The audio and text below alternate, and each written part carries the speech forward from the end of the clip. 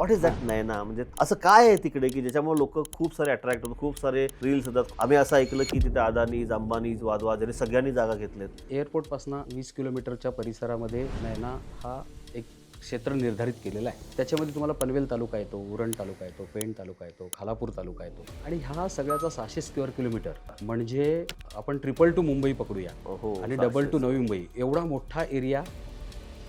नयनामध्ये अशा कोणत्या गोष्टी आहेत की एखादा कॉमन इन्व्हेस्टर आहे की तो गेला पाहिजे, त्याला तिथं काय मिळणार आहे? एखादं रॉ प्रॉडक्टचं फिनिश प्रॉडक्ट होतं. म्हणजे रॉ असलेली नवी मुंबई जशी जशी विकसित होत गेली तसं ते फिनिश प्रॉडक्टकडे गेलं आणि त्याच्या कॉस्ट वाढल्या. तसंच नैनामध्ये होणार आहे. आता एवढं सगळं तुम्हाला माहिती आहे आणि काही लोकांनाच माहिती आहे, राईट? बरोबर. मग आता या काही लोकांनाच माहिती आहे, सामान्य माणसाला माहिती नाही, हे याचा गैरफायदा घेतात का? येस. ॲडव्हर्टाइजमेंट्स येतात. काय ॲडव्हर्टाइजमेंट येतात की तुम्हाला 4 लाखामध्ये बंगलो प्लॉट मिळेल किंवा 4 लाखात 1 गुंठा जागा घ्या, त्याच्यावर तुम्ही 3 गुंठे जागा घेतली 1 गुंठा फ्री मिळेल. अरे बाप, जमिनीवरती जमीन फ्री? फ्री. अरे बाप. मुंबई 3 मध्ये किंवा नैनामध्ये अशा प्रकारच्या खूप ॲडव्हर्टाइजमेंट्स मिळतील. मग आहे का असं खरं? एक सामान्य माणूस ज्याला खरोखर इच्छा आहे, आज त्याला जर एकट्याला जायचं म्हटलं ना, पॉसिबलच नाही, तर मग अशा व्यक्तीने काय करायचं? जास्त लँड घेण्याची आपली कॅपॅसिटी नाहीये, परंतु आपल्याला संधी आहे, त्याचा फायदा घ्यायचा आहे. तर आपण काय केलं पाहिजे की एक. नमस्कार मंडळी, financial fitness by Sudhir Khot या पॉडकास्ट चॅनलमध्ये तुमचं सहर्ष स्वागत. आमचा पर्पज आहे to empower you to achieve your fullest financial potential by working on your mindset. आता माइंडसेट शिकण्यासाठी आमच्या इथं अनेक उद्योजक असतात, ज्यांचा अभ्यास करून आपल्या जीवनामध्ये कसं वागायचं, कसं करायचं, व्यवसायाकडे कसा बघायचा, इन्व्हेस्टमेंटकडे कसं बघायचं, याच्याबद्दलचं आपण आकलन करत असतो. आजचा टॉपिक वेगळा आहे. मुंबई 3.0, नैना, नवीन एअरपोर्ट, पनवेल, बजवड आहे ना सध्या. पण नेमकं नैना म्हणजे काय? मुंबई 3.0 आपण असं म्हणतो, म्हणजे नेमकं काय? तिथे माझ्यासाठी काय दडलंय? मी काय केल्यानंतर तिथं माझी गुंतवणूक सुरक्षित राहू शकते? याचा आढावा घेणं खूप महत्त्वाचं आहे. नुसतंच रील्स, नुसतंच इंस्टाग्रामच्या रील्स असतील किंवा कुठलाही व्हिडिओ आल्यानंतर आपण त्याच्या बळी पडून अनेक वेळा चुकीच्या गुंतवणूक होऊ शकतात आणि इथेच माइंडसेट खूप वीक होतं. आज आपण मुंबई 3.0 किंवा नैना सिडको काय आहे याच्याबद्दल सविस्तर माहिती घेणार आहोत आणि ही माहिती देण्यासाठी आपल्याकडे आलेले आहेत सतीश मोरे सर. धन्यवाद. Welcome to our podcast channel. तुम्ही वेळ दिलात, प्रचंड आभारी आहे. सतीश सरांच्याबद्दल सांगायचं म्हणजे गेली 35 वर्ष त्यांनी सिडकोमध्ये काम केलेलं आहे, वरिष्ठ पातळीवरती काम केलं आहे. आपण जे आता ऐकतो ना, नैना किंवा नवी मुंबई एअरपोर्ट, ह्या सगळ्या गोष्टी ऐकतो ना, या गोष्टी जेव्हा पेपरवरती आणायला सुरुवात झाली ना, त्या दिवशीपासून सतीश सर या प्रोजेक्टवरती काम करतात. तर जाणून घेणं महत्त्वाचं आहे की माझा हार्ड अर्न, माझा पैसा गुंतवायच्या आधी नक्की काय दडलं आहे तिथे. चला तर मग या पॉडकास्टला सुरुवात करू आणि समजून घेऊ नैना म्हणजे नक्की काय, मुंबई 3.0 म्हणजे नक्की काय. सतीश सर, सर्वात महत्त्वाचं म्हणजे एकदम मुद्द्याला जाऊ आपण. बरं. की हे आपण ऐकतो ना, मुंबई 3.0 किंवा नैना किंवा मुंबई, आता त्या बाजूला संपूर्णपणे खूप छान. सामान्य माणसाला हेच दिसतं, सामान्य माणसाला बेसिक त्यातली गोष्टच माहिती नाही आहे. बरोबर. आपलं खूप छान वाटतं, पण आपण आज आमच्या प्रेक्षकांना हे सांगा की काय आहे, व्हॉट इज दॅट नैना? तुमचं काय म्हणणं आहे याच्यावरती? पहिले सर्वप्रथम तुम्हाला मी धन्यवाद देतो की तुम्ही एक चांगल्या विषयावर आज आपण पॉडकास्ट करताय बरं. किंवा आपली चर्चा घडते.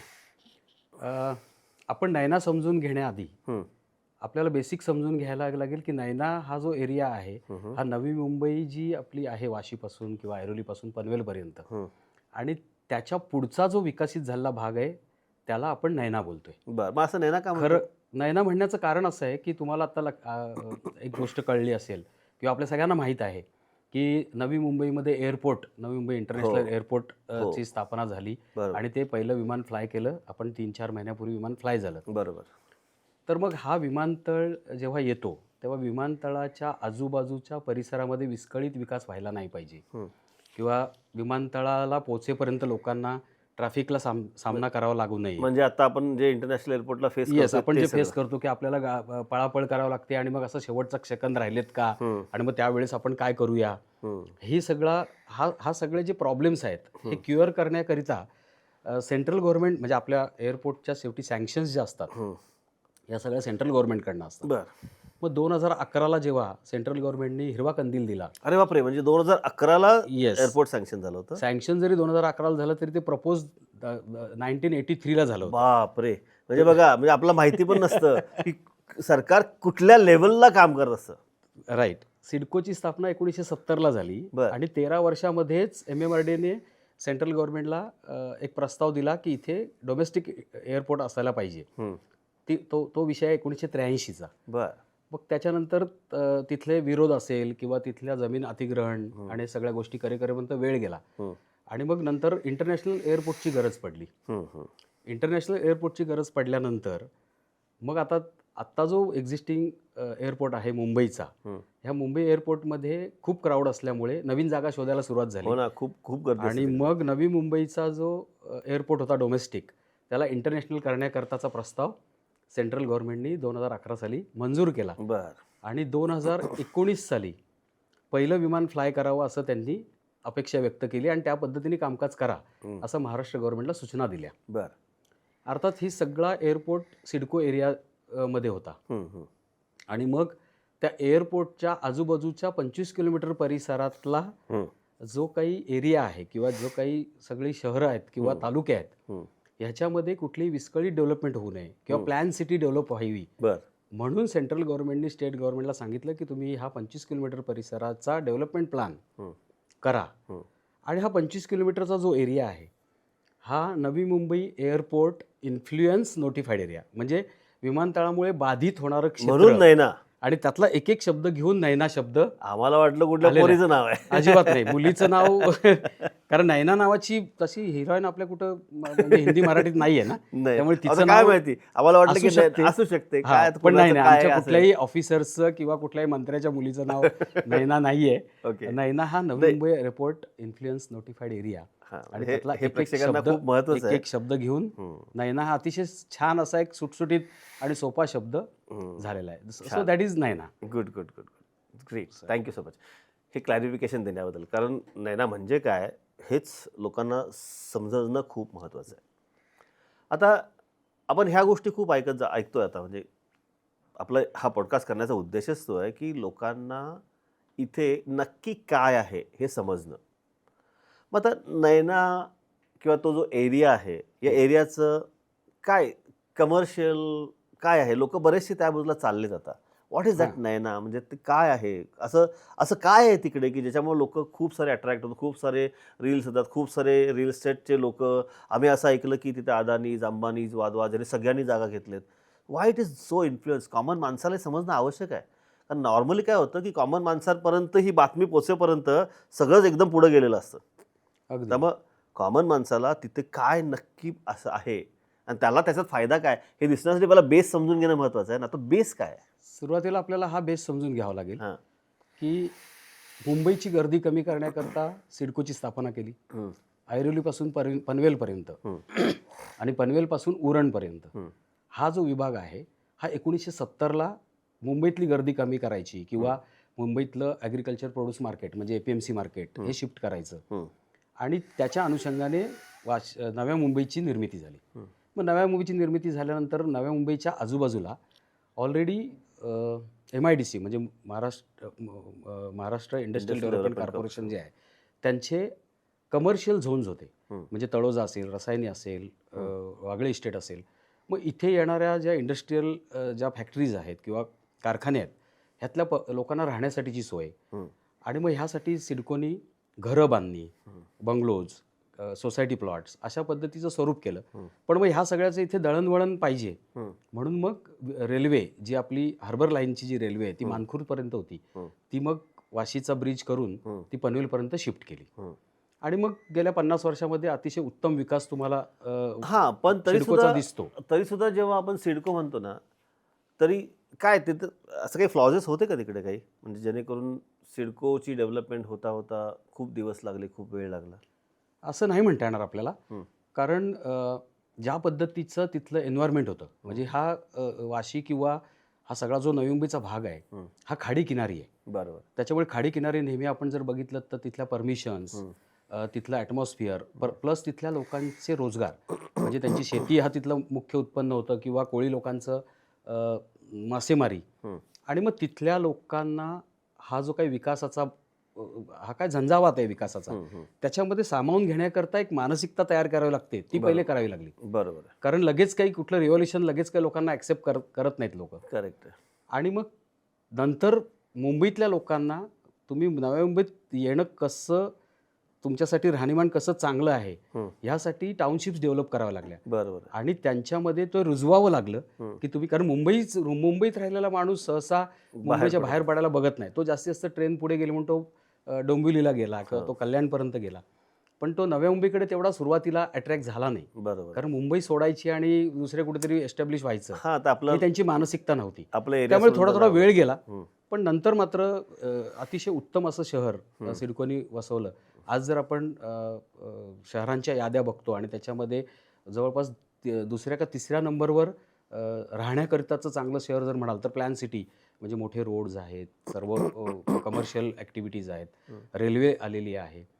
आता जर नव्याने बघाल तर अटल सेतू चालू झाला तेव्हापासून तर आपण ग्रेटर मुंबई म्हणजे मंत्रालयापासून अगदी 20 मिनिटात आपण नवी मुंबईमध्ये येतो. बरोबर आहे. आणि मग ह्या सगळ्याच्या अनुषंगाने तुम्ही जो प्रश्न मला विचारलात की मग नयनाचं प्रायोजन काय किंवा तिथे काय, माझा पुढचा प्रश्न तोच होता की ठीक आहे, सिडको झालं, आता नयनाचे आता प्रस्तावित आहे. नयनामध्ये अशा कोणत्या गोष्टी आहेत की ज्याच्यामुळं एखादा कॉमन इन्व्हेस्टर आहे की तो गेला पाहिजे, त्याला तिथं काय मिळणार आहे, नयनाचं ते थीम काय आहे? नयनाचं स्ट्रक्चर्स जर तुम्ही विचारात घ्याल तर असं आहे की एअरपोर्टपासून 20 किलोमीटरच्या परिसरामध्ये नयना हा एक क्षेत्र निर्धारित केलेला आहे. त्याच्यामध्ये तुम्हाला पनवेल तालुका येतो, उरण तालुका येतो, पेण तालुका येतो, खालापूर तालुका येतो. आणि ह्या सगळ्याचा 600 स्क्वेअर किलोमीटर, म्हणजे आपण 222 मुंबई पकडूया आणि 222 नवी मुंबई, एवढा मोठा एरिया हा विकासाकरिता, म्हणजे तिथे कमर्शियल ॲक्टिव्हिटीज, तिथे रेसिडेन्शियल ॲक्टिव्हिटीज ह्या प्रकारच्यासाठी तो रिझर्व केला गेला. बरं. आता ह्या ठिकाणी हे वाढवण्याचं गरज का पडली, तर एक मी पहिले सांगितलं की विमानतळाच्या अनुषंगाने हे चांगलं विस्कळीत विकास होऊ नये, चांगला विकास व्हावा, प्लॅन सिटीज व्हाव्यात, हा एक तर पार्ट होताच. पण दुसरा पार्ट असा होता की 1970ला स्थापन झालेल्या सिडकोचं जे एरिया होता ते ज्युडिक्शन संपत आलं होतं. आता तिकडे क्राऊड खूप झाला आहे, तिकडे लँड अवेलेबिलिटी नाही आहे. आणि मग लोकांना नवीन क्षेत्र उपलब्ध व्हावं, नवीन एरियाज उपलब्ध व्हावेत, आणि ह्यासाठी आपण म्हणाल तर बेसिकली नयनाचं स्थापना झाली असं म्हणू शकू आपण. पण मग त्याच्यामुळे तुमचा जो मुद्दा होता की तिथे काय काय त्यांना बेनिफिट्स मिळणार किंवा काय, तर स्ट्रक्चर काय, म्हणजे काय स्ट्रक्चर असं म्हणतो की आता नवीन प्लॅन सिटी, आता एवढं 600 स्क्वेअर किलोमीटर, येस, त्याच्यामध्ये 270 गावांचा समावेश होता. 270 गावं, येस, मग याचं केवढं इन्फ्रास्ट्रक्चर आहे, रोड लागेल, पाणी लागेल, राईट, इलेक्ट्रिसिटी लागेल. आता हे सगळं म्हणजे कोण करणार सगळं? स्ट्रक्चरला शेतकऱ्यांच्या माइंडसेटने काम करणं काय अवघड सोपं नाही आहे तेवढं. बरोबर आहे. मग ह्याला प्रयोजन काय यासाठी? हा बघा, काय तर नियमावली केली असेल ना? अगदी तुम्ही बरोबर बोलताय की एवढा मोठा एरिया, त्याला एवढ्या मोठ्या पद्धतीने लोकांची माइंडसेट परत करायचं आहे, तिथले जिओग्राफिकल इश्यूज आहेत, आणि ह्या सगळ्याला हे करण्याकरिता कोणाची अपॉइंटमेंट करावी, तर बऱ्याच ऑथॉरिटीज तिथे इंटरेस्टेड होत्या. म्हणजे MMRD असेल, MSRD असेल, म्हाडा असेल, सिडको फारशी इच्छुक नव्हती. पण महाराष्ट्र गव्हर्नमेंटला माहीत होतं की बाबा इथला सगळा सिडकोने ऑलरेडी इथे अशा प्रकारचं काम केलेलं आहे, सिडकोकडे सगळ्या प्रकारच्या यंत्रणा आहेत, आणि चांगल्या पद्धतीचं इथं जर प्लॅन करायचं असेल तर सिडकोला अपॉइंट केल्याशिवाय हे काही इझिली होणार नाही. कारण आपण जे म्हटलं तसं की 600 स्क्वेअर किलोमीटर एरिया जो आहे तो जवळपास जर ॲक्च्युअल डेव्हलप करायचं म्हटला तर 30-40 वर्ष कमीत कमी जातील. बरोबर ना. मग आम्ही साधं छोटं एक 10 एकर जरी करायचं म्हटलं तर 4-5 वर्ष जातात. There you are. आणि मग सिडकोला महाराष्ट्र गव्हर्नमेंटनी 10 जानेवारी 2013ला सिडकोकडे ती जबाबदारी सोपवली, आणि तिथे अस्तित्वात असलेली कलेक्टरच्या पॉवर्स ज्या होत्या, म्हणजे powers means in respect of building permissions असतील, तिथला विकास असेल, तिथल्या डेव्हलपमेंट्स असतील, ह्या सगळ्याच्या पॉवर्स आपल्या जशा महाराष्ट्रात, रेस्ट ऑफ महाराष्ट्रामध्ये जशा त्या पॉवर्स कलेक्टरकडे असतात, तशाच ह्या एरियामधल्या पॉवर्स कलेक्टरकडे होत्या. आणि त्या 10 जानेवारी 2013ला त्या सिडकोकडे सुपूर्द केल्या. बर त्या सिडकोकडे सुपूर्द केल्यानंतर सिडकोला तिथे स्पेशल प्लॅनिंग ऑथॉरिटी म्हणून डिक्लेअर केलं. बर आता स्पेशल प्लॅनिंग ऑथॉरिटी म्हणजे काय, तर त्यांनी आपण अजून एक त्यातला फरक समजून घेतला पाहिजे की जी जुनी सिडको, आपण जुनी सिडको म्हणूया किंवा नवी मुंबई सिडको जी म्हणूया, तिथे सिडकोला न्यू टाउन्स डेव्हलपमेंट ऑथॉरिटीच्या पॉवर्स दिल्या होत्या. बर म्हणजे जे टीपी वगैरे करतात ते नाही, तिथे लँड ॲक्विजिशनच्या पॉवर्स होत्या. न्यू टाउन्स डेव्हलपमेंट ऑथॉरिटी म्हणजे तुम्हाला तिथल्या असलेल्या सगळ्या जमिनी ह्या त्या जमीनधारकांकडनं ॲक्विजिशन करण्याच्या पॉवर्स दिल्या जातात. ओके, म्हणजे शासनाच्या वतीने. शासनाच्या वतीने एक तो नियम आहे आपला, MRTP ॲक्टच्या काही प्रोव्हिजन्स आहेत, त्याच्याप्रमाणे त्या पॉवर्स तुम्हाला मिळतात. पण मग नायनामध्ये त्यांना स्पेशल प्लॅनिंग ऑथॉरिटी म्हणून सिडकोला डिक्लेअर केलं गेलं. बर मग त्यातला फरक काय आहे, तर न्यू टाउन्स डेव्हलपमेंट ऑथॉरिटीमध्ये तुम्ही 100% लँड ॲक्वायर करू शकता, पण स्पेशल प्लॅनिंग ऑथॉरिटी जेव्हा तुम्हाला अपॉइंट होतं तेव्हा तुम्ही 100% लँड ॲक्वायर करू शकत नाहीत. बर का बरं असं? तुम्हाला तुम्ही तिथे फक्त प्लॅनिंग ऑथॉरिटी असता किंवा तुम्ही तिथे फॅसिलिटेटर असता. आणि मग तिकडे सार्वजनिक उपक्रमाकरिता म्हणजे रस्ते, गार्डन्स, ग्रीन झोन्स, स्कूल्स असतील, ह्या सगळ्या सामान्य माणसांच्या युटिलायझेशनसाठीच्या ज्या सोशल गोष्टी असतात, ह्याच्यासाठी लागणारी जागा जेवढी आहे तेवढीच ॲक्विजिशन करायच्या पॉवर्स तुम्हाला असतात. बर म्हणजे 2 फरक लक्षात आले आपल्या असतील तर NTDAमध्ये न्यू टाउन्स डेव्हलपमेंट ऑथॉरिटीमध्ये तुम्हाला 100% लँड ॲक्वायर करायच्या पॉवर्स निर्माण झाल्या, पण स्पेशल प्लॅनिंग ऑथॉरिटीमध्ये तुम्हाला फक्त 40%च्या आसपासच्या जमिनी तिथल्या ॲक्वायर करायच्या पॉवर्स सिडकोला दिल्या 40% गेल्या. का 60%?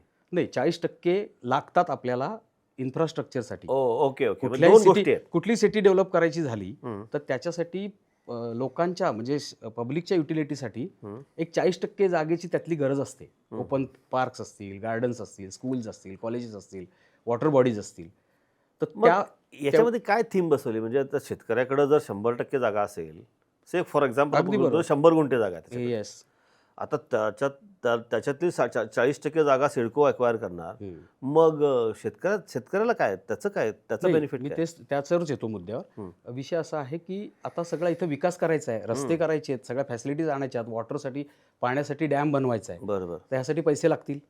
परंतु ॲक्विजिशनच्या 100% ॲक्विजिशनच्या पॉवर्स नसल्यामुळे विक्री करता सिडकोकडे लँड अवेलेबल नाही आहे. बरोबर. पण विकास तर करायचा आहे. मग सिडकोने ह्याच्यामध्ये एक प्लॅन आणला, टाउन प्लॅनिंग स्कीम. बर आता ही टाउन प्लॅनिंग स्कीम ही आपल्यासाठी नवीन नाही तसं म्हणाल तर. 1968ची आपली दादर आहे किंवा मुंबई आहे किंवा पुणे आहे किंवा बऱ्याचशा शहरं आपली आहेत, तिथे टाउन प्लॅनिंग स्कीम राबवली गेलेली होती. बरोबर. पण त्याच्यामध्ये काही लॅकिंग होत्या. आता टाउन प्लॅनिंग स्कीम म्हणजे काय, तर तिथले जे लँड होल्डर्स आहेत, त्या लँड होल्डर्सची जी जागा आहे त्यातली काही जागा शासनाने घ्यायची, त्यांना काही जागा त्यातली विकास करून परत द्यायची. आता विकास करायचा म्हणजे काय, तर तिथे रोड करायचे, ड्रेनेज करायचे, फॅसिलिटीज द्यायच्या, आणि त्यातला जे केलं त्याच्यातला काही जागा किंवा काही प्लॉट्स किंवा भूखंड म्हणूया आपण, ते त्या शेतकऱ्याला द्यायचे. ओके. आणि त्या भूखंडामध्ये ते विकास करतील, म्हणजे बिल्डिंग्स बांधतील, कमर्शियल्स करतील, आणि त्याचा विकास त्याच्यात होईल. ऑब्व्हियसली आणि जागा डेव्हलप झाली की त्याच्या Yes. प्रॉपर्टीची किंमत पण वाढेल. अर्थात ती जागा किती पर्सेंट द्यावी, म्हणजे 60% द्यावी किंवा 40% असे काही फिक्स नॉर्म्स नाही आहेत. बर मग सिडकोनी जे नायनामध्ये विकास करण्याकरता त्यांनी काय केलं की विमानतळाच्या बाजूचा 23 गावांचा टाउन प्लॅनिंग स्कीम डिक्लेअर केला. बर हा 2017ला जे आपण ते टीपीएस जी लोक म्हणतात त्याला टाउन प्लॅनिंग स्कीम हा प्रकार आहे. ओके. टाउन प्लॅनिंग स्कीम ही आपल्याकडे 1968 पासून आहे, पण ती मधल्या काळात ती बंद होती. त्याला कारण असं होतं की त्यातल्या ज्या काही त्रुटी होत्या त्यामुळे ते थांबलं होतं. पण मग आपल्याकडचं टाउन प्लॅनिंग स्कीम आवडामध्ये, म्हणजे गुजरातमध्ये गुजरात सरकारने नेलं. डोलेरा सिटी नाही, ती आवडा सिटी, आवडा म्हणून त्याला बोलतात, अहमदाबादमध्ये. बर आणि तिकडे त्यांनी ती सक्सेसफुल केली. बर मग आता इकडे सिडकोला ॲक्विजिशनच्या पॉवर नाही आहेत, पण लँड तर पाहिजे, विकास करण्याकरता पैसे हवेत. मग त्यांनी ह्याला आपण लँड पुलिंग, म्हणजे लँड पुलिंग करण्याची, आणि 60-40 म्हणजे 60% जागा सिडको घेईल, 40% जागा ही त्या शेतकऱ्यांना त्यांच्या विकसित भूखंडाच्या स्वरूपात दिली जाईल. ओके. म्हणजे एखादं आता ह्याच्यामध्ये 23 गावं इन्कॉर्पोरेट केली जी विमानतळाच्या अगदी 5 किलोमीटरच्या परिसरामध्ये होती. आणि कारण ती आणि अर्थातच ही पनवेलला विमानतळ असल्यामुळे पनवेल सिटीच्या बाजूलाच ही 23 गावं आयडेंटिफाय केली. आणि ह्या 23 गावांमध्ये 1 ते 12 अशा TPS निर्मिती केली. बर आता TPS 1 ते 12 हे जे आहेत हे आयडेंटिफिकेशनसाठी आहेत, पण ह्या सगळ्या एकाला एक लागूनच असलेले परिक्षेत्र आहे. म्हणजे तुमचं असं म्हणणं आहे की जे भविष्यात होणार आहे याच्या सगळ्या गोष्टींचं मॅप ट्रेन काय ते डेव्हलपमेंट प्लॅन, डेव्हलपमेंट, त्याला आपण डेव्हलपमेंट प्लॅन म्हणूया, तो तयार आहे, अगदी तयार आहे. तो 2000 म्हणजे सिडकोला जेव्हा अपॉइंट केलं 10 जानेवारी 2013ला, त्याच वेळेस डेव्हलपमेंट प्लॅन हा 2014ला सिडकोनी सगळ्या 270च्या 270 गावांचा फिक्स केला.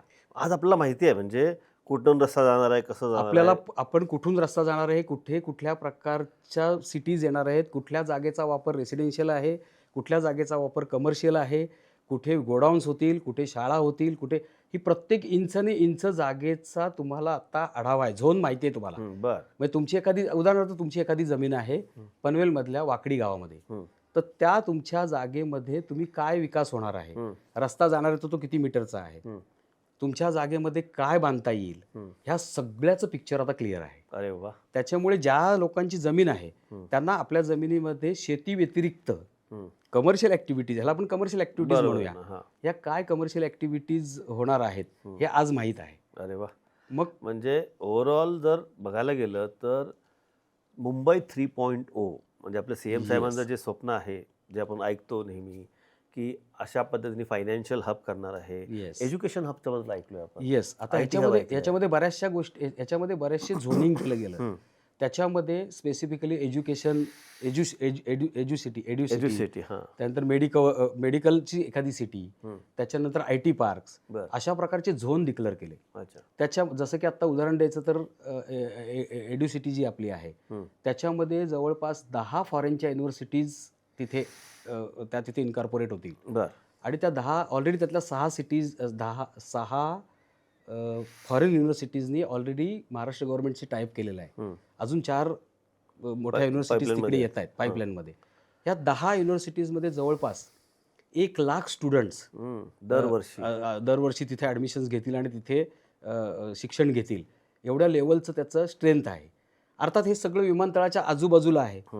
मग एंटरटेनमेंट सिटी आहे, जिथे स्टुडिओज येतील, फिल्म शूटिंग्स येतील. अरे वा. अशा वेगवेगळ्या प्रकारच्या टाउनशिप्स असतील, रेसिडेन्शियल टाउनशिप्स असतील, कमर्शियल टाउनशिप्स असतील, आणि ह्या सगळ्याचा एकत्रित विकास म्हणजे तिथे मोठ्या सिटीज उभ्या राहतील. जस्ट लाईक तुम्ही जर मुंबईत बघत असाल तर बँड्रा कुर्ला कॉम्प्लेक्स जसं आपल्याला BKC जसं आपल्याला दिसतं, किंवा BKCच्या पेक्षाही जास्त फॅसिलिटीज असलेली सिटी तुम्हाला दिसेल. आणि हा कालावधी फार नाही लागणार माझ्या दृष्टिकोनातून, हे 5 ते 10 वर्षामध्ये ह्या सगळ्या गोष्टी होऊन जातील. त्याला कारण असं आहे की ती नीडच आहे आत्ता, त्यामुळे फार स्पीडली ते होईल. म्हणून तसं तुम्हाला एक प्रश्न विचारायचा आहे. आता एवढं सगळं तुम्हाला माहिती आहे आणि काही लोकांनाच माहिती आहे, राईट? बरोबर आहे. मग आता या काही लोकांनाच माहिती आहे, सामान्य माणसाला माहिती नाही, म्हणून तर आज आपण पॉडकास्ट करतो. हे याचा गैरफायदा घेतात का? येस, कारण कॉमन ही प्रवृत्तीच आहे. हां, कॉमन माणसाला माहिती नाही आहे ना. बघा, जसं मी आत्ता आपल्याला म्हटलं की 270 गावांमध्ये नैना आहे. आता ह्या नैनाचा ऑथॉरिटी सिडको महामंडळाकडे दिली, हे एक महामंडळ तिथे कार्यरत झालं. पण त्याच्यामध्ये अजून परत ट्विस्ट आला की Maharashtra state road development corporation यांच्याकडे काही भाग दिला गेला. Okay. MMRDA, Mumbai metropolitan region development authority, यांच्याकडे काही पार्ट दिला गेला. म्हणजे जी नैना 270 गावांची सिडको ऑथॉरिटीकडे होती, त्या 3 ऑथॉरिटीकडे डिवाइड झाली. बरोबर. या 3ही ऑथॉरिटी तिथे विकासाचं काम करणार आहेत आणि त्यांचे प्रत्येकाचे मॉड्यूल्स वेगळे आहेत. ओके. म्हणजे सिडकोनी टाउन प्लॅनिंग स्कीम अडॉप्ट केली, तर MSRDC तिकडे UDCPRच्या प्रोव्हिजन्स प्रमाणे ॲडिशनल FSI देत आहेत. ओके. आणि MMRDAला मात्र न्यू टाउन्स डेव्हलपमेंट अथॉरिटीच्या पॉवर दिल्यामुळे ते टोटल लँड ॲक्वायर करून तिथे 22.5% स्कीम देत आहेत. ओके. आता तुमच्या मूळ प्रश्नावर येऊ की इथे लोकांची फसवणूक होऊ शकते किंवा आम पब्लिकला ह्यातलं काही कळत नाही ना, कळत नाही. आणि एवढा मोठा विकास होतोय, विमानतळ आलंय, रेल्वेज येत आहेत, मेट्रोज येत आहेत, अटल ब्रिज येतोय, वसईविरार अलिबाग कॉरिडॉर येतोय, बॉम्बे पुणे हायवे ऑलरेडी आहे, एक्सप्रेस वे आहे, बॉम्बे गोवा हायवे आहे, आणि मग अशा ठिकाणी भरपूर संधी निर्माण होती आहे. आपल्या पैशाचा फार मोठा बेनिफिट्स आपल्याला इन्व्हेस्ट केलं तर होईल. ह्या सामान्य माणसाच्या एक्सपेक्टेशन्स अतिशय योग्य आहेत. ते कुठल्याही प्रकारे असल्याच पाहिजेत, कारण प्रोग्रेस जिथे आहे तिथेच ते जाणार इन्व्हेस्टमेंटसाठी, जायलाच पाहिजे. आणि मग ह्या सगळ्याचा त्यांची जी मेंटॅलिटी आहे किंवा सायकोलॉजी आहे की आपल्याला बेनिफिट्स मिळेल किंवा आपला फायदा होईल, त्याचा फायदा घेणारी आपल्याला सगळीकडेच परत हो ना. आढळून येतात. मग मग ह्याच्यात काय घडेल, तर ज्या ठिकाणी असामान्य माणसाचं एक असतं की आपण जास्तीत जास्त कमी पैसे टाकून इन्व्हेस्ट करून जास्त कसे पैसे मिळतील, सायकॉलॉजी. ही सायकॉलॉजी असते. मग आपण काय करतो की ॲडव्हर्टाइजमेंट्स येतात. काय ॲडव्हर्टाइजमेंट येतात की तुम्हाला 4 लाखामध्ये बंगलो प्लॉट मिळेल किंवा 4 लाखात 1 गुंठा जागा घ्या, त्याच्यावर तुम्ही तीन गुंठे जागा घेतली तर 1 गुंठा फ्री मिळेल. अरे बापरे. मग अशा प्रकारे जमिनीवरती जमीन फ्री. फ्री अरे बापरे. अशा तुम्हाला ॲडव्हर्टाइजमेंट दिसतील. मी काही वेगळं काहीच बोलत नाही. तुम्ही जर पेपर उघडले, टाइम्स ऑफ इंडिया उघडलात, महाराष्ट्र टाइम्स उघडलात किंवा आत्ता यूट्यूब असेल, फेसबुक असेल, इन्स्टावर तुम्ही ॲड बघाल तर अशा प्रकारच्या तुम्हाला मुंबई 3मध्ये किंवा नायनामध्ये अशा प्रकारच्या खूप ॲडव्हर्टाइजमेंट्स मिळतील. बरं. मग आहे का असं खरं? आता मुद्दा तोच आहे की हे खरं आहे की खोटं आहे ह्या चेक करण्याच्या खूप स्कोप्स आहेत. म्हणजे मी जर आता आपण ह्या पॉडकास्टद्वारे लोकांना जर काही आता तुम्ही मला विचारलात प्रश्न आहे तर मी असं म्हणेन की ॲज अ एक्सपिरियन्स पर्सन की मी त्याच डिपार्टमेंटमध्ये किंवा 35 वर्ष रिअल इस्टेटचं फील्ड असलेल्या सिडकोसारख्या किंवा नैनासारख्या याच्यामध्ये वरिष्ठ अधिकारी म्हणून काम केलंय. तसं आमचा फॅमिली बिझनेस आहे बिल्डरचा, तर 30 वर्ष ॲज अ बिल्डर म्हणून पण मी काम करतो. बरोबर आहे. आणि मी तिथला लोकल असल्यामुळे मी जमीनधारक पण आहे. बरोबर. तर अशा वेळेस सगळा अभ्यास मला करणं कंपल्सरी आहे. ते नॅचरली मला ते करणं गरजेचं होतं. हो. तर त्याच्या अभ्यासाच्या अनुषंगाने मी असं म्हणेन की लोकांनी ह्या प्रकारच्या ज्या प्रवृत्ती आहेत त्याच्यामध्ये फसू नये म्हणण्यापेक्षा मी असं म्हणेन की तुम्ही चेक करा, विचारपूर्वक निर्णय. विचार करण्यापेक्षा तुम्ही चेक करा. काय चेक करा की आपण ज्या पद्धतीचा एखादा विकासक आपल्याला एखादी जमीन, एखादा फ्लॅट, एखादं बिल्डिंग किंवा एखादं बिल्डिंगमधलं रहिवासी क्षेत्र आपल्याला जे काय देतोय असेल ते. किंवा शॉप्स देतोय, तर त्याचं नक्की प्लॅनिंग ऑथॉरिटी कोण आहे? हं. पहिलं काय त्यांनी चेक केलं पाहिजे, तर प्लॅनिंग ऑथॉरिटी कोण? म्हणजे कोण आहे? म्हणजे सिडको सिडको आहे, काय MMRDA की MSRDC आहे. आता ह्या गव्हर्नमेंटच्याच तिन्ही ऑथॉरिटी आहेत. मग ह्या गव्हर्नमेंटच्या ऑथॉरिटींचे वेबसाईट आहेत. ह्या वेबसाईटवर त्या तिन्ही ऑथॉरिटीजच्या प्रत्येक जागेचा, मी मगाशी जसं म्हटलं की प्रत्येक जागेचा झोन ऑलरेडी 270 गावांचा सिडकोनी केलेला आहे. बरोबर आहे. म्हणजे तुम्ही ज्या जागेमध्ये तुम्हाला समजा मी बिल्डर आहे आणि मी तुम्हाला एखाद्या जागे म्हणतो की सर इथे मी एखादं प्लॉट तुम्हाला देतोय, तर तुम्हाला त्याचा सर्वे नंबर माहीत आहे, ते गाव माहीत आहे. मग त्या गावाच्या त्या जागेमध्ये खरोखर बंगलोसाठीच रिझर्व आहे का, रेसिडेन्शियल पर्पजसाठी आहे का, कमर्शियल ॲक्टिव्हिटी आहे का तो ग्रीन झोन आहे, बरोबर. का ती खारलँड आहे. खारलँड म्हणजे आपण मगाशी जसं म्हटलं की नवी मुंबई हा पूर्ण खाडी, जे समुद्र आहे आपला अरबी समुद्र, त्याच्या अनुषंगाने त्याच्या बाजूनी व्यापलेला एरिया आहे. मग खाडीच्या क्षेत्रापासून किंवा समुद्रापासून काही मीटर्सवर तुम्हाला बांधकामाच्या परवानग्याच नसतात. बरोबर. त्याला आपण खारलँड म्हणतो. अर्थात त्या जमिनी शासनाच्याच असतात असं अजिबात नाही, त्या प्रायव्हेट लँड पण असतात. पण त्याच्यामध्ये तुम्हाला कुठल्याही प्रकारच्या विकासाची परवानगी मिळत नाही. पण ती तो फार्मरला पाहिजे असेल तो विकू शकतो ना. जागा विकू शकतो, कारण ती सातबाऱ्यावर जागा आहे. बरोबर. फक्त त्या जागेचा वापर हा त्यांनी ठरवून दिला असेल की तिथे सॉल्ट पॅन असलं पाहिजे किंवा शेती असली पाहिजे. तिथे तुम्हाला कुठल्याही प्रकारचं रेसिडेन्शियल परमिशन्स मिळणार नाही, कारण पूर आला तर तुमच्या जीविताला धोका होऊ शकतो. हे रूल्स आहेत. बरोबर.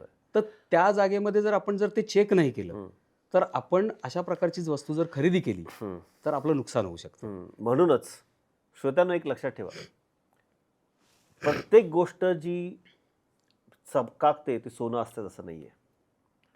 आपली गुंतवणूक आहे, तुम्ही पैसे कमावता, पैशाचं नियोजन पण केलेलं आहे, आज तुमच्याकडे पुंजी आहे, पण फक्त ना कुणावर तरी विश्वास ठेवणं आणि आपण त्यात अभ्यास न करणं या मानसिकतेमध्ये जाऊन जर गुंतवणूक केली ना तर फसण्याची शक्यता खूप असते. Financial fitness is all about psychology of money and success. आमचा पर्पज सर मी सांगितलं, we want to empower each one of you to achieve your fullest financial potential by working on your mindset. Investment सायकॉलॉजीचं काय आहे हे समजणं खूप महत्त्वाचं आहे. आता इन्व्हेस्टमेंट कुठेही असेल, इक्विटीमध्ये असेल, लँडमध्ये असेल, आता जे काही अपकमिंग नैना मुंबई 3.0 आहे याच्यामध्ये असेल, पण अभ्यास करणं हे महत्त्वाचं. काय होतं की या एवढ्या सगळा जो काही आता बज चाललेला आहे ना, याच्यामध्ये अनेक लोक येतील, अनेक लोक खूप वाढवून सांगतील.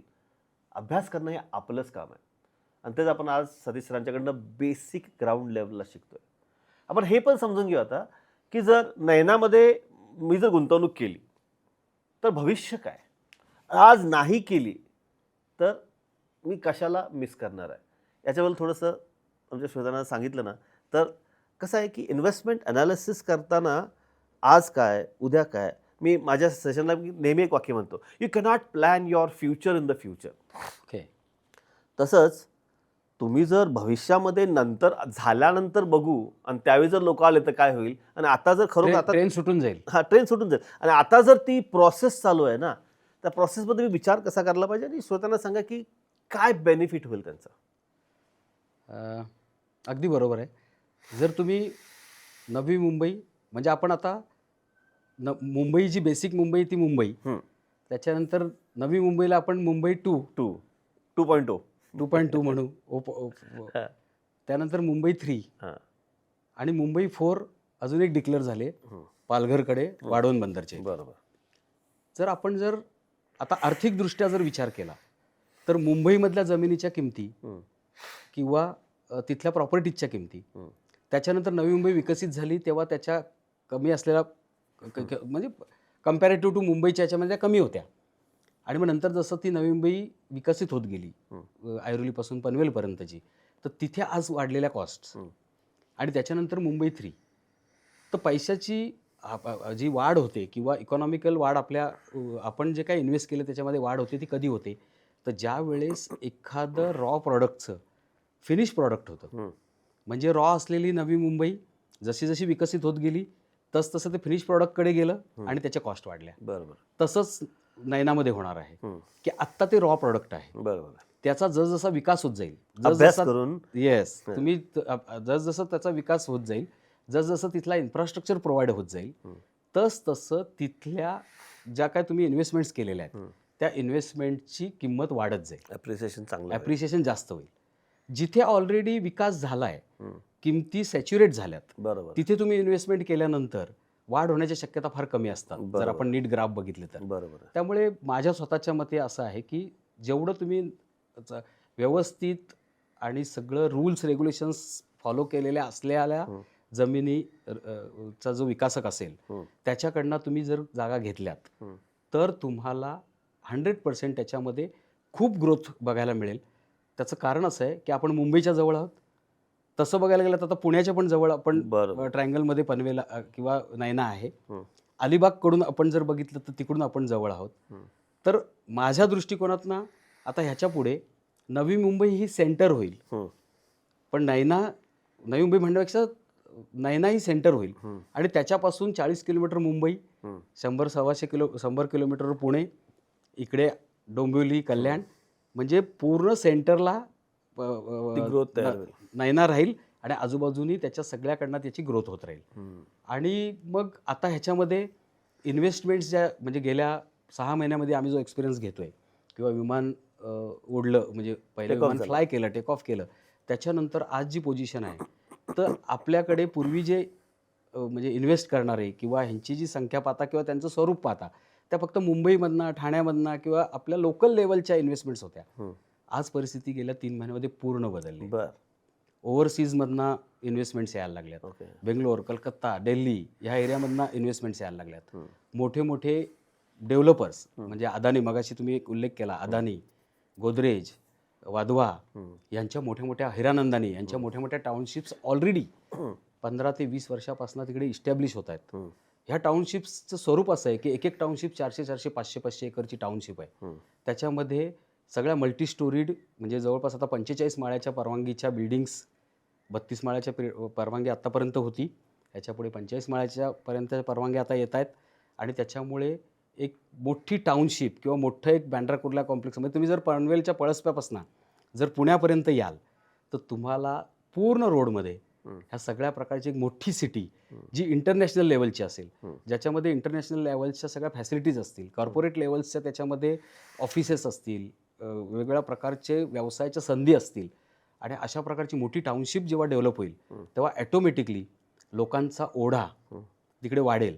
आणि मग डिमांड वाढला की ॲटोमॅटिकली तुम्ही ज्या इन्व्हेस्ट केलं आहे त्याच्या कॉस्ट वाढतील आणि तुम्ही कमी वेळामध्ये तुम्हाला जास्त बेनिफिट्स मिळू शकतील असं मला एक वाटतं. प्रश्न आहे, जमीन घ्यायची सोपं काम नाही आहे. ओके. सामान्य माणसाच्या आवाक्याच्या बाहेरची गोष्ट आहे. अगदी ते पण मुंबईच्या जवळ, मुंबई 3.0 मध्ये सामान्य माणसाची कॅपॅसिटी हे मोठ्या इंडस्ट्रीजसारखी नसते हो. अगदी बरोबर आहे. त्याची कॅपॅसिटी किती आहे? मग आता एवढ्या सगळ्या गोष्टी आपण अदानी, अंबानी, 45 मजली टॉवर अशा गोष्टी केल्या तर सामान्य माणूस, माझ्यासारखा माणूस पण घाबरून जाईल ना, अरे यार एवढे पैसे थोडीच आहेत, जाऊ दे मरू दे. पण आत्ता एक सामान्य माणूस ज्याला खरोखर इच्छा आहे, आज त्याला जर एकट्याला जायचं म्हटलं ना तर possible. प्रॉब्लेम आहे ना, पॉसिबल नाही. पॉसिबलच नाही आहे. तर मग अशा व्यक्तीने काय करायचं?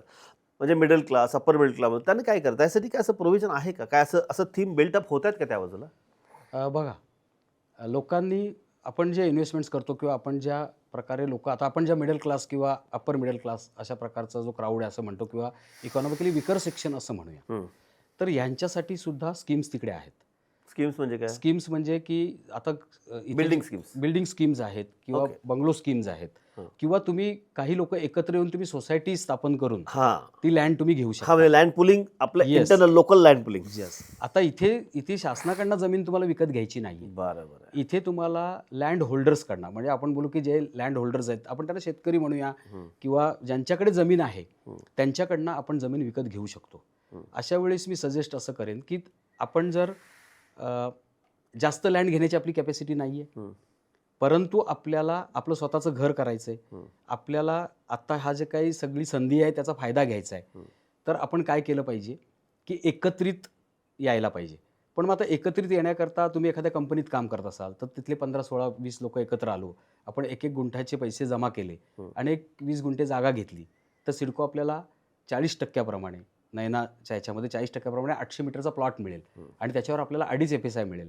त्याचा प्लान पास करून आपण एखादी बिल्डिंग बांधू शकतो. पण मग आता प्रकार असा आहे की हे सगळं करायचं कसं पॉसिबल आहे, तर कोणी इनिशिएटिव्ह घ्यायचं, याच्यामध्ये एकमेकावर विश्वास असला पाहिजे. म्हणून आपण कुठेतरी म्हणून तर बिल्डर ही संकल्पना उद्यास का आली की तुम्हाला जे जमत नाहीये ते सगळं कोणीतरी एक हेडेड करतोय, एक कोणीतरी कंपनी किंवा एक फर्म हे करते आणि तुमच्यासाठी प्लॅन पास असेल, तुमच्यासाठी जमीन अधिग्रहण म्हणजे विक्री खरेदी असेल, प्लान पासिंग असेल, ऑथॉरिटीजकडनं परमिशन्स असतील, बिल्डिंग योग्य प्रकारे बांधणं असेल, आणि मग त्याच्यानंतर ते पोजेशन आणि ते सगळं लिगली त्याची सोसायटी बनवून मग ती सोसायटीला कन्व्हिन्स आपण म्हणतो ती जमीन त्यांच्या नावावर देणं असेल, ह्या सगळ्या गोष्टी मग आपल्याला जबाबदारीने कोणतरी जबाबदारी घेतंय त्याच्यावर आपल्याला विसंबून राहायला लागतं. पण त्यावेळेस पण असं अजिबात नाही आहे की बाबा बिल्डर्स आहेत किंवा आपल्यासाठी जो कोणी हे करतोय त्याच्यावर अविश्वास दाखवायला पाहिजे, अजिबात नाही.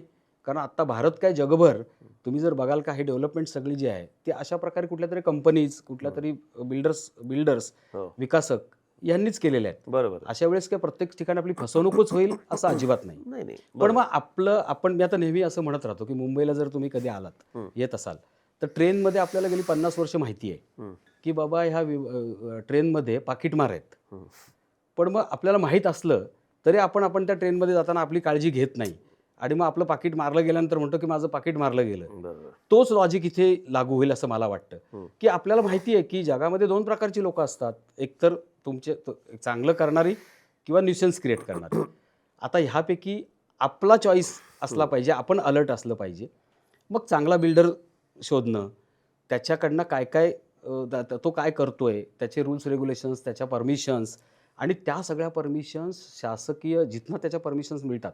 आता खूप छान झालं आहे. पूर्वी कसं असायचं माहिती आहे, एखाद्या गोष्टीचे आपल्याला टायटल चेक करायचं असेल किंवा काही परमिशन्स चेक करायचे असतील तर आपल्याला त्या ऑफिसमध्ये जावं लागायचं प्रत्यक्षात. पण आता असं तसं अजिबात नाही आहे. ह्या प्रत्येक ऑथॉरिटीच्या वेबसाईट आहेत. त्या वेबसाईटवर तुम्हाला सगळ्या त्यांच्या डिटेल्स मिळतात, त्यांचे झोन मिळतात. एखाद्या बिल्डरनी आता परमिशन्स सुद्धा ऑनलाईन आहेत सगळ्या.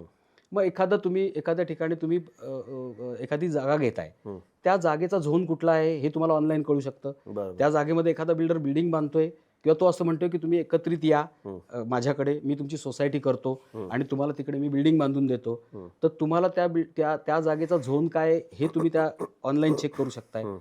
परमिशन घेतली असेल तर त्या परमिशनच्या कॉपीज तुम्हाला मिळू शकतायत. आणि मग हे सगळं एवढं आकलन करण्यासाठी फार काही हुशार असण्याची किंवा फार एज्युकेटेड असण्याची गरज आहे असं मला वाटत नाही. आणि तेवढंही नाही जमलं तर मी नक्की सांगेन की तुम्ही कोणातरी त्यातला तज्ज्ञ माणूस म्हणजे वकील असेल, आर्किटेक्ट असेल, त्यांचं मात्र गाईडलाईन्स घेतल्यानंतर तुम्ही तुमचे पैसे इन्व्हेस्ट करा. इथेच मला एक प्रश्न आहे, श्रोत्यांना अनेक प्रश्न असतील. बरोबर आहे. का शेवटी किती म्हटलं ना तर 50 लोक एकत्र येणं आणि ते सगळे मूठ बांधणं कठीण आहे, आणि थोडंसं सगळे- कठीण आहे. कठीण आहे. मग तुम्ही म्हणजे आता आपण हा पॉडकास्ट करतोच आहे, तुम्ही यामधले तज्ज्ञ आहात.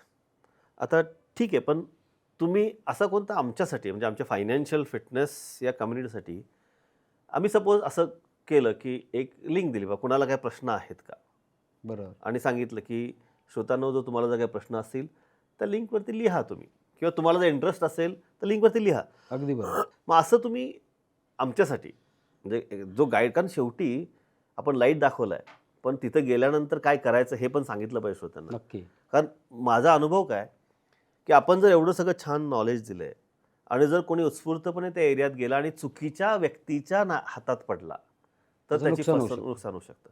हे होण्यासाठी ते आपलं कर्तव्य बनतं की बाबा ठीक आहे, आपण तुला दिशा दाखवली आहे, आता तू इथंपर्यंत ये आणि इथं जाऊन तू इन्फॉर्मेशन घे. असं काय तुम्ही आमच्यासाठी करू शकाल का? नक्कीच सर. त्याचं कारण असं आहे की मी मगाशी म्हटल्याप्रमाणे अथपासून इथंपर्यंत पूर्ण नॉलेज मी आपल्या प्रेक्षकांनी जर कुठले आपल्याला प्रश्न विचारले तर त्या प्रश्नाचं उत्तर मला कुठल्याही पुस्तकात वाचायची गरज लागणार नाही आहे. करेक्ट, इथेच थांबवतो. म्हणजे मगाशी सांगितलं ना, 35 वर्ष सिडकोमध्ये वरिष्ठ पातळीवरती काम करणे. नयना म्हणजे काय याची जेव्हा सुरुवात झाली त्यावेळीपासून पेपर वर्कमध्ये इन्व्हॉल्वमेंट, लँड ॲक्विजिशन असू दे, कोण चुकीचं करतं आहे कोण चुकीचं नाही करतं आहे, ह्या सगळ्या गोष्टींमध्ये सतीश सर इन्व्हॉल्व. आता स्वतःचा बिझनेस आहे, डेव्हलपर स्वतः आहेत, त्यामुळं दुसऱ्या अँगलनी पण कसा विचार करायला पाहिजे हे पण माहीत आहे. स्वतः लँड होल्डर आहेत, त्यामुळे स्वतःची जमीन कशी वाचवायची ही याच्यावर त्यांनी भरपूर अभ्यास केला आहे.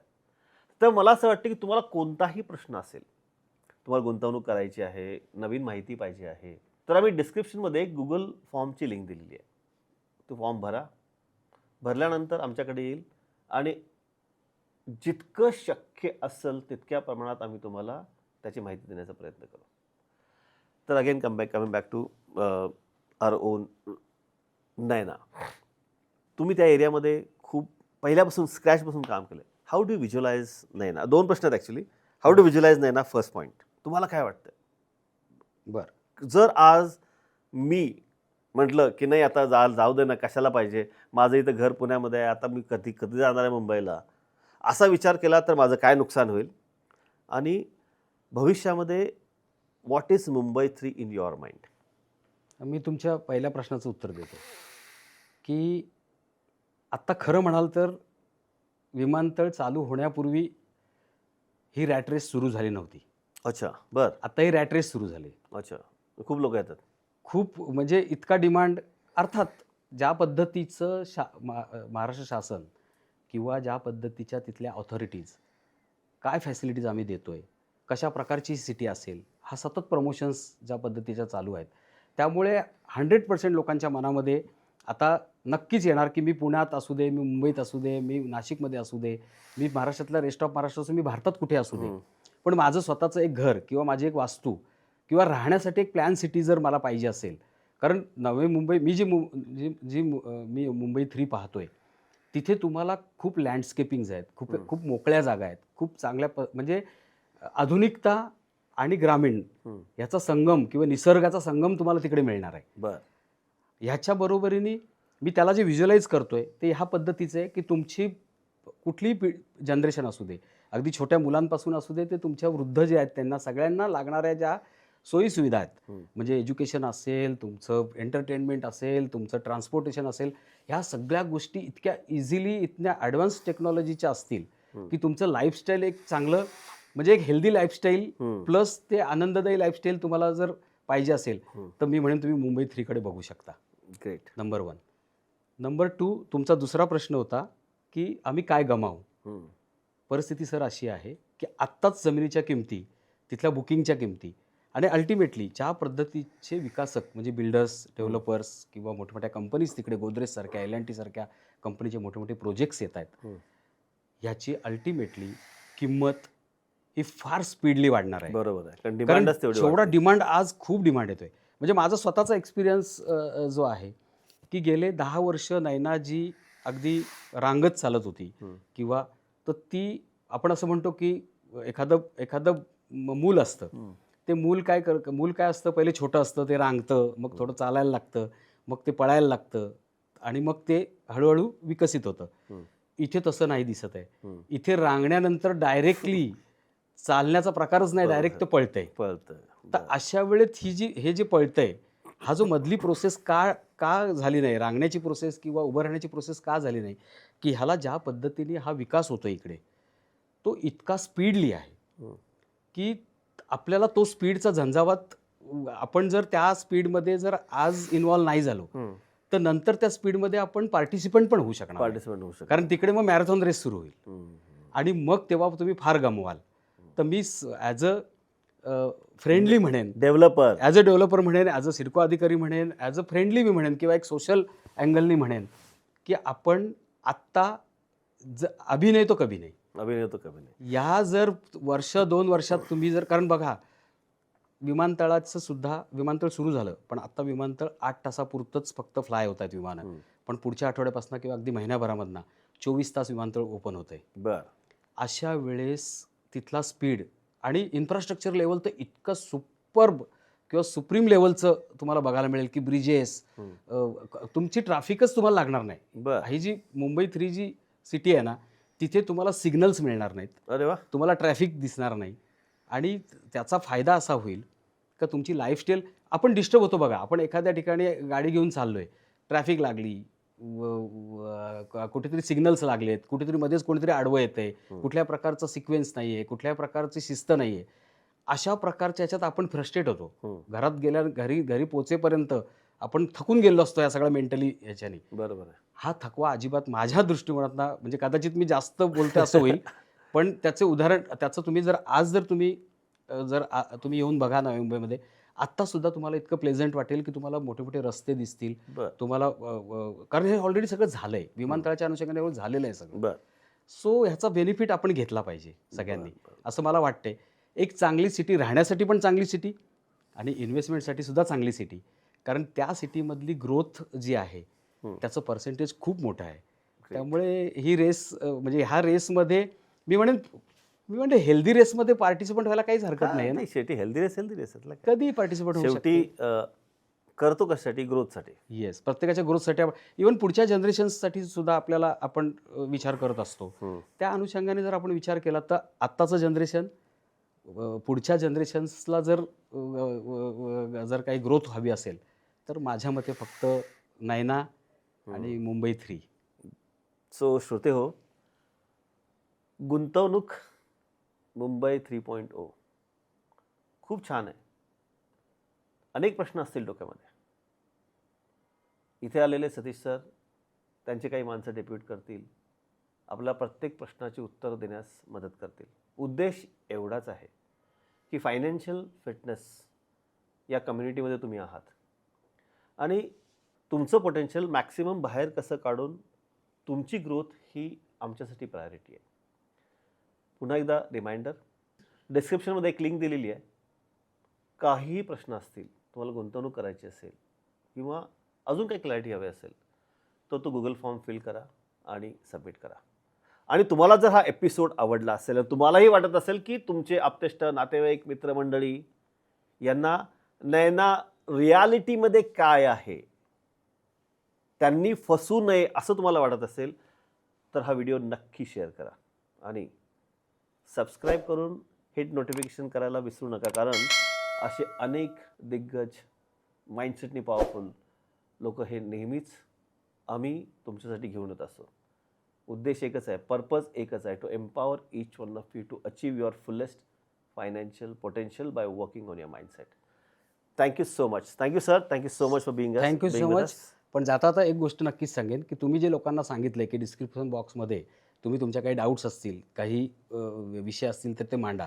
मी तर त्याच्या पुढे जाऊन असं सांगेन का तुम्ही कुठेही प्रॉपर्टी घेत असाल, कुठल्याही बिल्डरकडे घेत असाल, कुठेही स्वतःहून घेत असाल तर त्याचं कुठल्याही प्रकारचं टायटल चेक करायचं असेल, कुठल्याही प्रकारचं त्याच्यामध्ये तो धोका आहे का, कुठे ते योग्य आहे का, आपण बरोबर चाललोय का, हे जरी तुम्हाला जाणून घ्यायचं असेल तर तुम्ही बिनधास्त त्याच्यावर ते मेन्शन करा. बघा, आणि अजून एक फायदा, ते कुठेही करायचं असेल ना, land, legal matters, revenue matters काही जर असेल तर आपल्याला 100% मदतीचा हात नक्कीच. आणि अजिबात ह्याच्यामध्ये पूर्ण सोशल अँगल असेल, ह्याच्यासाठी आपल्याकडनं कुठल्याही प्रकारची अजिबात फीस घेतली जाणार नाही. तिसरा मुद्दा, right? Yes thank you so much sir. Thank you so much धन्यवाद. For being with us.